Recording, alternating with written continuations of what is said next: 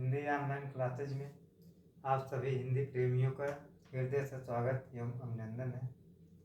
आज हम हिंदी व्याकरण में संधि भाग 2 देख रहे हैं। संधि भाग 1 में आप लोग संधि का परिचय देख चुके हैं। तो यह जो सिलेबस है आप लोग को UP, TGT, PGT, ELT, grade, GIC प्रवक्ता, UP TET, state, UPSI, UP police और बिहार स्टेट और बिहार टीजीटी, पीजीटी के लिए यह व्याकरण पढ़ाया जा रहा है। इसमें संधि भाग 2। तो इसमें सबसे पहले आप लोगों ने जाना था कि संधि जो है वर्णों के मेल से होता है और संधि के मुख्य रूप से 3 भेद होते हैं, जिसमें आपने स्वर संधि, व्यंजन संधि और विसर्ग संधि के बारे में देख चुके हैं। तो आज उसी भेद में हम देखेंगे स्वर संधि।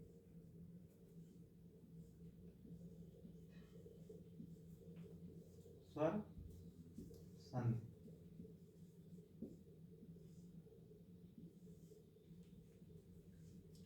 अब अगर इसकी हम परिभाषा बनाना चाहें कि स्वर संधि किसे कहते हैं, तो यहाँ नाम से व्याकरण केवल आपको समझना है, व्याकरण को रटने की जरूरत नहीं है। व्याकरण अगर आप समझते हैं तो व्याकरण आपके लिए आसान होगी।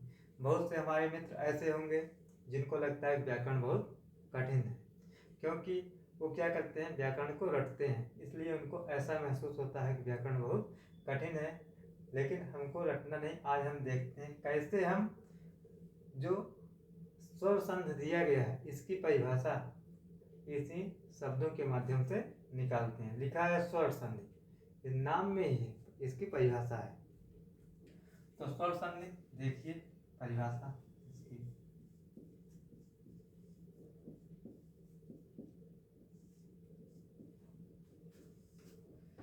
यदि पहले शब्द के अंत में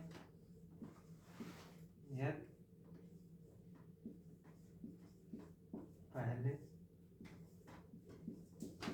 शब्द के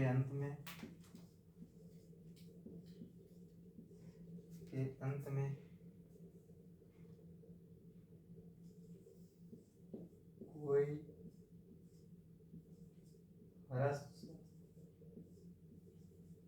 या दीर्घ स्वर आए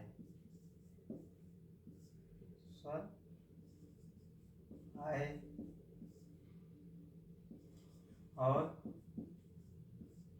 दूसरे शब्द के प्रारंभ में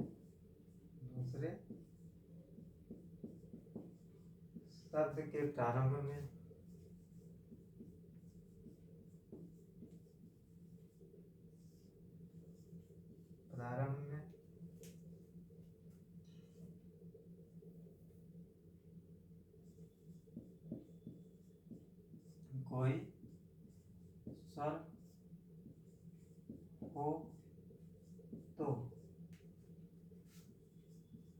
उनके मेल से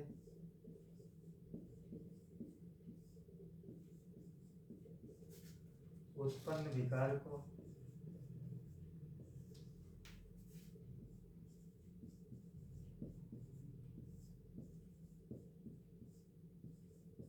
स्वर संधि कहते हैं।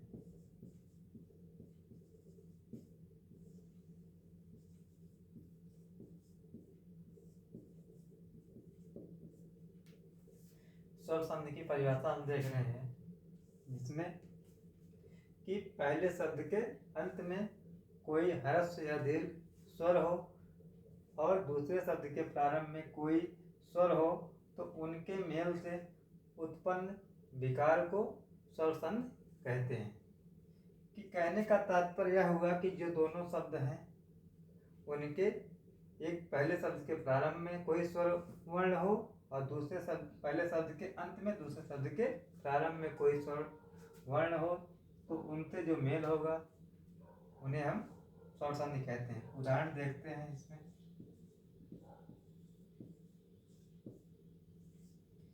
जैसे आपका कपि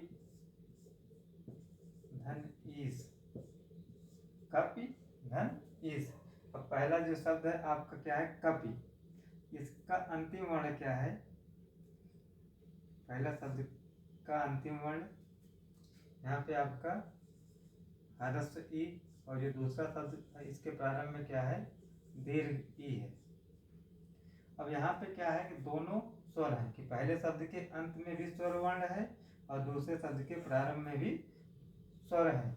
तो इनके मेल से जो परिवर्तन हुआ उन्हीं को हम क्या कहेंगे, स्वर संधि कहते हैं। ये बने क्या, कपीस। तो कहने का तात्पर्य एक निष्कर्ष निकाल सकते हैं कि स्वरों के मेल से, इसको लिख सकते हैं, अर्थात छोटी सी परिभाषा ये है, स्वरों के मेल से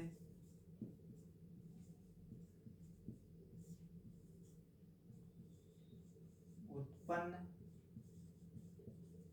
विकार को स्वर संधि कहते हैं।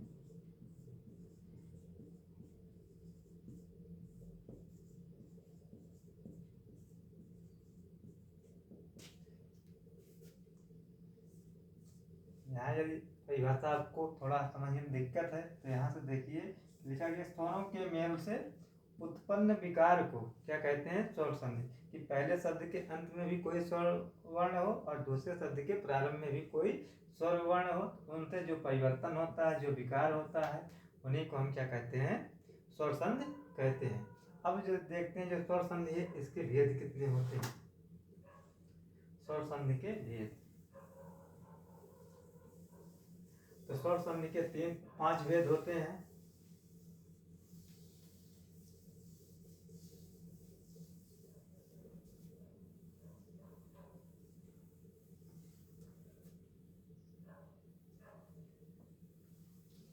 स्वर संधि के भेद, स्वर संधि के भेद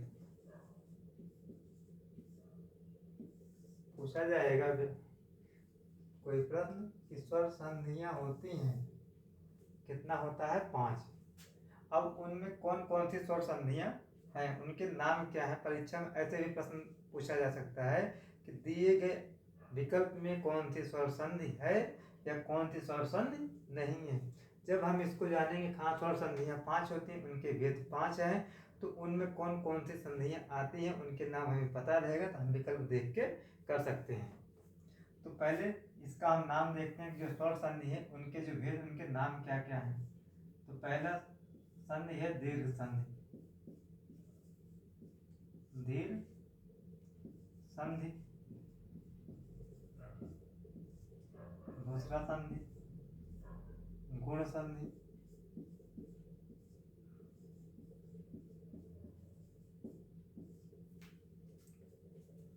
तीसरा संधि यण संधि।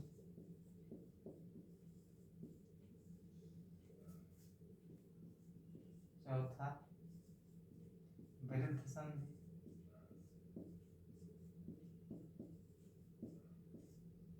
पांचवा अयाद संधि।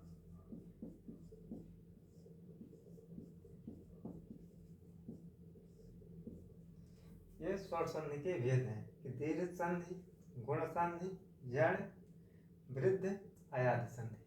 अब जैसे हमको प्रश्न बनाना हो या परीक्षा में प्रश्न पूछा जा सकता है कि निम्नलिखित में से कौन सा स्वर संधि का भेद नहीं है, दे दिया दीर्घ संधि, गुण संधि, अयाद संधि, और इनमें से कोई और नाम दे दिया, तो वहाँ पे जो उससे अलग होगा, जैसे हम जब जानते रहेंगे हाँ इसमें 5 संधियाँ होती हैं, तो उसमें आंसर हम लगा लेंगे। अब देखते हैं कि जो अलग से दीर्घ स्वर संधि क्या होती है। स्वर संधि में सबसे पहले हम देखेंगे दीर्घ संधि।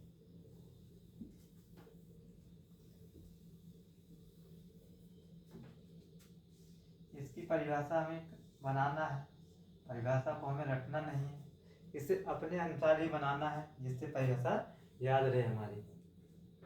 लिखा गया है दीर्घ, और दीर्घ संधि किस स्वर संधि के अंतर्गत आती है?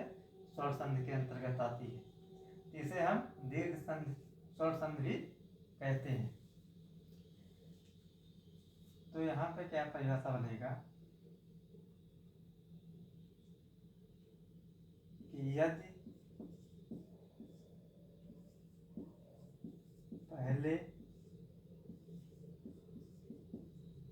शब्द के अंत में कोई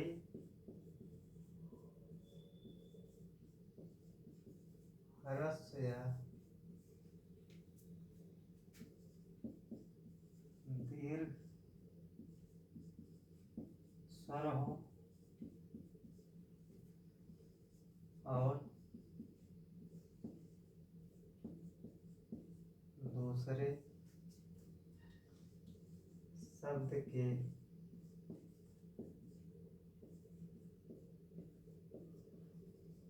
प्रारंभ में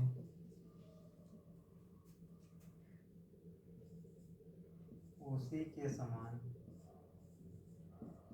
के समान कोई स्वर हो तो उनके मेल से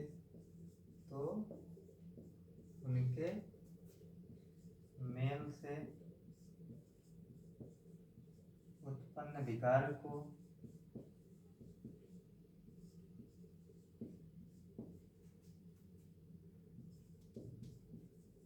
दीर्घ स्वर संधि कहते हैं।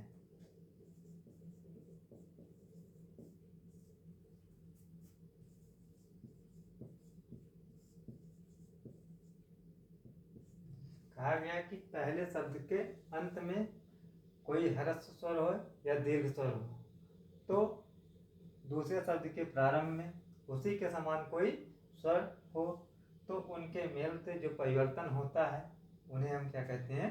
दीर्घ स्वर संधि कहते हैं। इसको और भी तरीके से लिख सकते हैं, अर्थात करके लिख सकते हैं।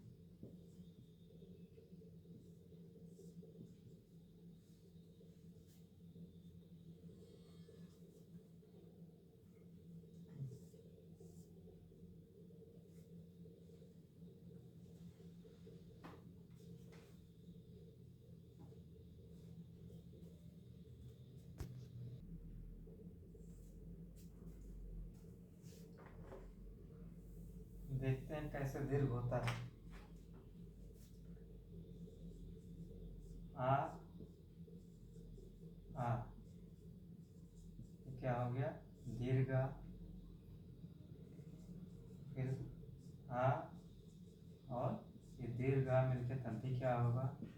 दीर्घ आ होगा। आ और आ ये भी मिलकर क्या होगा? दीर्घ आ ही होगा। कहा जा रहा है कि यदि ह्रस्व या दीर्घ स्वरों का मेल उन्हीं के समान किसी स्वर से होता है तो उनका दीर्घ हो जाता है। यहाँ देखिए कि ह्रस्व आ है, यहाँ पे भी ह्रस्व आ है, दोनों का क्या हो रहा है? जब मेल हो रहा है तो ये दीर्घ आ बन जा रहा है। ठीक उसी प्रकार ह्रस्व आ और दीर्घ आ का मेल भी क्या है? दीर्घ आ है। दीर्घ आ और दीर्घ आ दोनों का मेल भी क्या होता है? दीर्घ आ होता है। कहने का तात्पर्य क्या है कि अगर वो ह्रस्व स्वर है तो चाहे ह्रस्व स्वर हो या दीर्घ स्वर हो उनके मेल से क्या होगा? वह दीर्घ स्वर बन जाएगा। यही दीर्घ संधि है।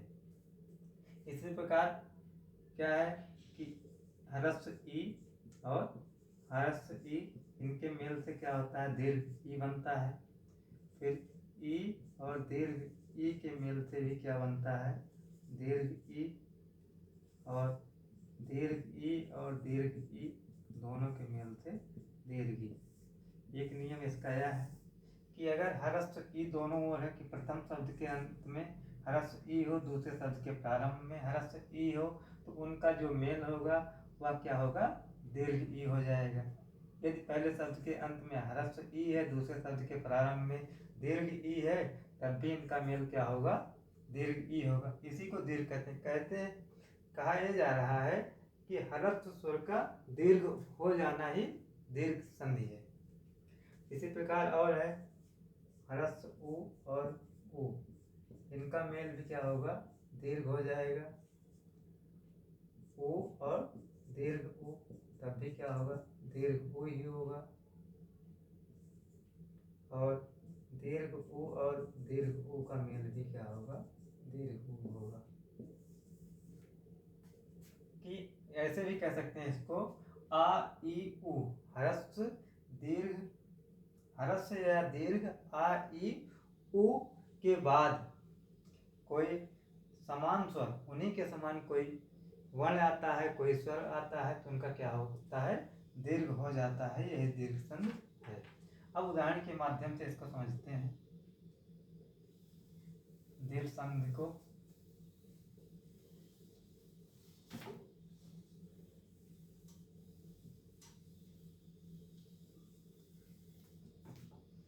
जैसे आपका ये सूत्र है कि आ मिलके क्या हो रहा है, दीर्घ आ हो रहा है। तो देखते हैं कैसे होगा। यहाँ पहला शब्द हमारा एक है राम, दूसरा शब्द है अनुज।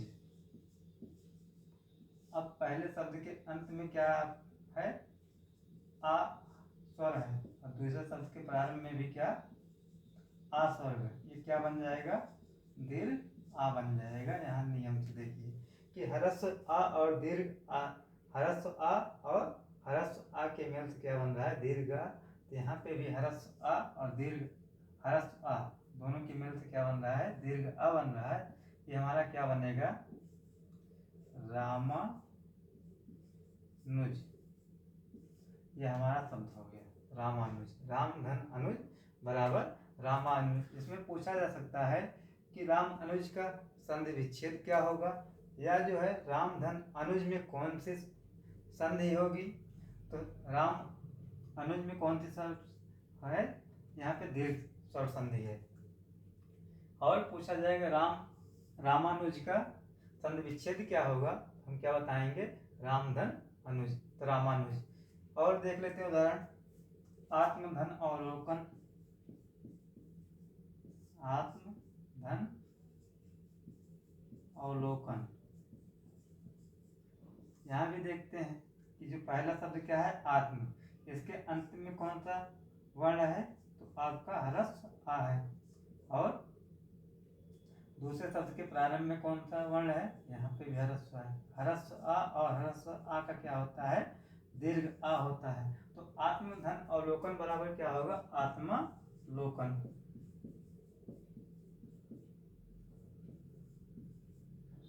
आत्मधन अवलोकन बराबर आत्मा अवलोकन।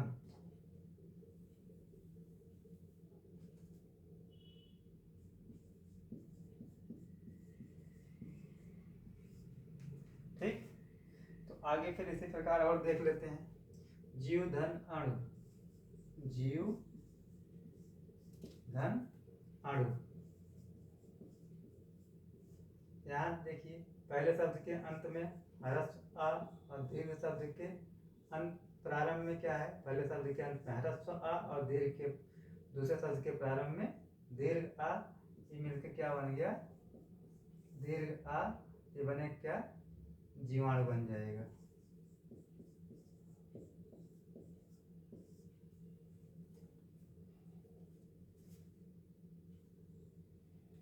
इसके बाद देखते हैं हम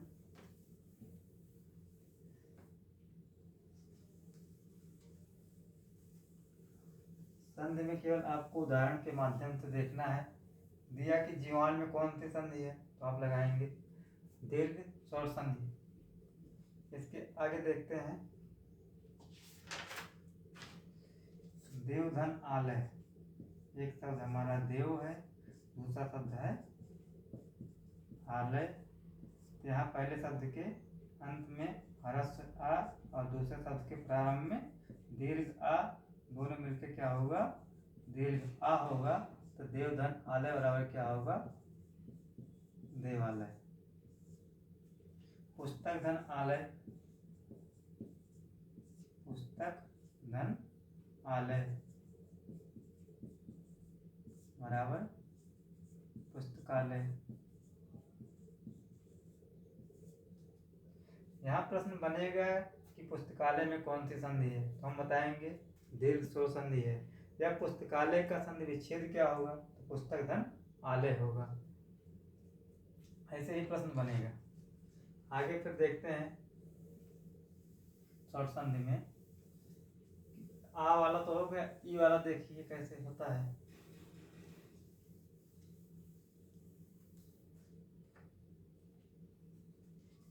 जैसे आपका दीर्घ आ और दीर्घ आ, इससे बने क्या, दीर्घ आ बनेगा। इसको देखते हैं। जैसे विद्या धन आरती,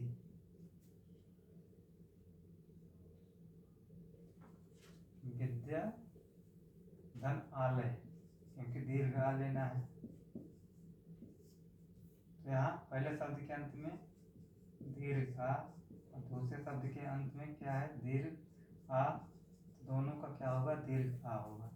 तो विद्या धन आलय बराबर क्या बनेगा, विद्यालय।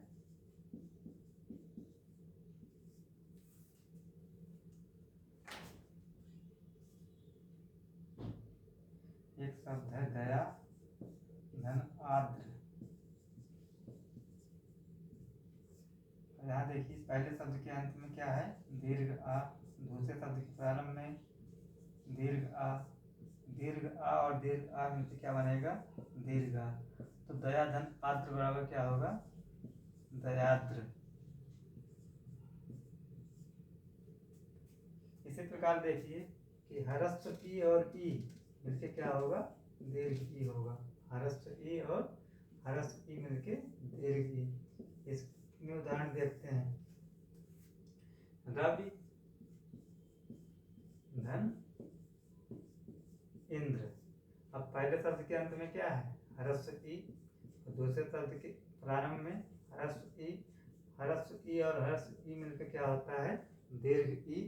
तो इसमें क्या बनेगा, रवि धन इंद्र बराबर रविंद्र। कवि धन इंद्र, कवि धन इंद्र बराबर क्या बनेगा, कविंद्र बनेगा। इसी प्रकार देखेंगे कि जो दीर्घ ई और हरस्व ई मिलकर भी दीर्घ होता है।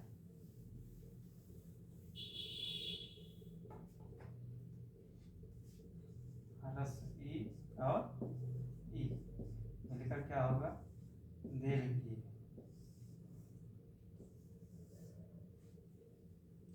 इसमें जैसे अधिधन इच्छक, अधि धन इच्छक। यहाँ पे पहले शब्द के प्रारंभ अंत में हरस्व ई, दूसरे शब्द के प्रारंभ में दीर्घ ई, दोनों मिलकर क्या हो गया, दीर्घ। ये बने क्या, अधिधन इच्छक बराबर अधीक्षक।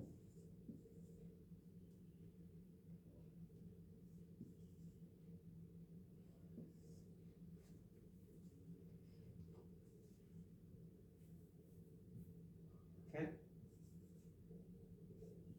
कपि धन ईश। यहाँ पे पहले शब्द के अंत में हरस्व ई, दूसरे शब्द के प्रारंभ में दीर्घ ई, दोनों का जब मेल हुआ तो क्या हुआ, दीर्घ ई। तो कपि धन ईश बराबर क्या बनेगा, कपीश। इसी प्रकार आगे देखते हैं कि हरस्व उ और दीर्घ उ का भी उदाहरण कैसे दीर्घ होता है। तो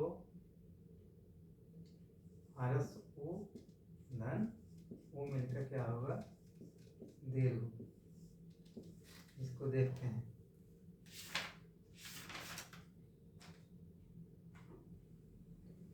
जैसे सुधन उक्ति, लिखा है सुधन उक्ति। देखिए पहले शब्द के अंत में क्या है, हरस्व उ है, दूसरे शब्द के प्रारंभ में हरस उ दोनों मिले क्या दीर्घ उ बनेगा। यहाँ सु है ये बने क्या दीर्घ हो गया इसका सोक्ति। सुधन उक्ति बराबर सोक्ति। भानुधन उदय, भानुधन उदय बराबर क्या बनेगा भानुदय। भानुधन उदय बराबर भानुदय। आगे फिर देखते हैं कि एक स्वर हरस उ हो दूसरा क्या हो दीर्घ उ हो, तब भी उनका दीर्घ होता है।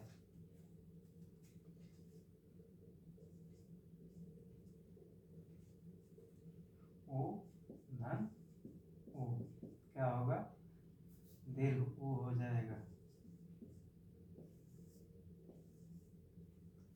जैसे लघु धन ऊर्मी। अब देखिए पहले शब्द के अंत में क्या है हरस उ है, दूसरे शब्द के प्रारंभ में दीर्घ उ, इनका क्या होगा दीर्घ उ बनेगा। तो लघु धन ऊर्मी बराबर क्या बनेगा लघूर्मी। लघु धन ऊर्मी बराबर लघूर्मी। सिंधु धन ऊर्मी, सिंधु धन ऊर्मी बराबर क्या बनेगा सिंधूर्मी।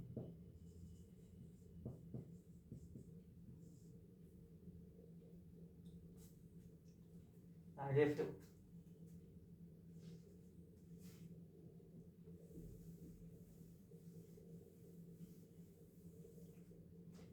दोनों दीर्घ उ हो जाए तब भी क्या होगा दीर्घ उ ही होगा। जैसे भूधन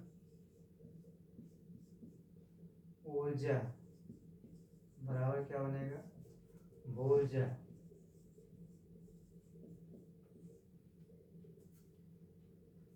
सरयू धन ऊर्मी क्या बनेगा सरयूर्मी।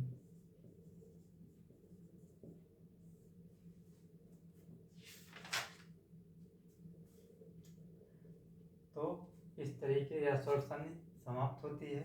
धन्यवाद।